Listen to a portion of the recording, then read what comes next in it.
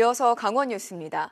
지난해 극심한 폭염에 가뭄까지 겹치며 물 공급 비상을 겪었던 강릉시가 지속 가능한 물 관리에 나서기로 했습니다. 강릉시는 우선 용수 공급량을 늘리기 위해 연곡권 내 지하 저류댐 설치, 연곡 정수장 재건설 등으로 대체 수원을 확보하기로 했습니다. 또 노수로 낭비되는 수돗물이 없도록 주문진읍과 성덕동 청량교차로 일대 노후 상수도관 정비에 나서고 상수관망의 체계적인 관리를 위해 지역별로 유량을 점검하는 블록 시스템도 구축해 유수율을 높여갈 계획입니다. 또 깨끗한 수돗물 공급을 위해 홍제 정수장의 노후 시설을 교체하고 왕산과 연북, 옥계 일대에 소규모 수소시설 관로 보수와 교체, 59개 항목에 걸친 수질 검사 관리도 진행합니다. 동해시가 올해 지역경제 활성화 사업에 모두 667억 원을 투입합니다. 동해시는 지역화폐로 지역 상점 등에서 사용한 금액의 10%가량을 캐시백으로 적립해주는 동해페이를 600억 원 규모로 발행하고 관광지 입장료를 지역사랑 상품권으로 환급하는 제도도 마련할 계획입니다. 또 중소기업 물류 운송비 보조에 23억 원을 지원하는 한편 동쪽 바다 중앙시장의 문화관광형 시장 육성에도 나설 계획입니다. 속초시가 올해 종합청렴도 평가에서 2단계 오른 2등급 달성을 목표로 반부패 청렴시책을 추진합니다. 속초시는 시민이 인정하는 청렴행정 구현과 존중과 포용의 조직문화 조성, 선순환 구조의 청렴 생태계 구축, 전 직원 부패 제로 달성 등 4가지 추진 전략과 36개의 세부 실천 과제를 마련했습니다.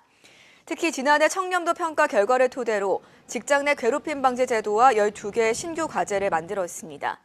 지난해 국민권익위가 발표한 공공기관 종합 청렴도 평가에서 속초시는 하위권인 4등급을 받았습니다.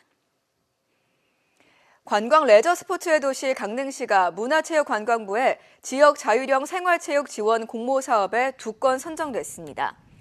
이번에 선정된 사업은 강릉해양 스포츠팜 육성 사업과 강릉시민 컬링 육성 사업으로 강릉시는 3년간 각각 21억 원과 7억 원 등 모두 28억 원을 들여 시민과 관광객들이 체험할 수 있도록 했습니다.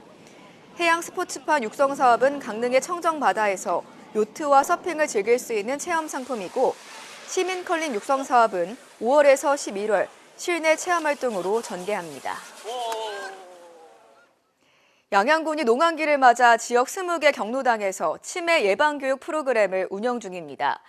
이번 경로당 치매 예방교실은 이달 말까지 마을별로 총 8회에 걸쳐 진행되며 어르신 1,500여 명이 참여하고 있습니다.